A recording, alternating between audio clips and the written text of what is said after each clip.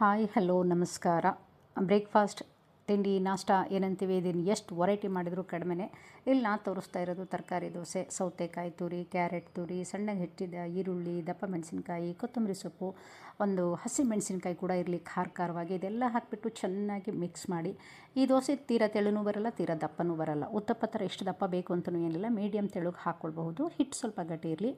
ರುಚಿಗೆ ತಕ್ಕಷ್ಟು ಉಪ್ಪು ಹಾಕ್ಕೊಳ್ಳಿ, ಹಾಗೆ ಜೀರಿಗೆ ಪುಡಿ ಹಾಕ್ಕೊಳ್ಳಿ. ಜೀರಿಗೆ ರುಚಿನ ಇನ್ನೂ ಸ್ವಲ್ಪ ಜಾಸ್ತಿ ಮಾಡುತ್ತೆ ಜೀರಿಗೆ ಪುಡಿ.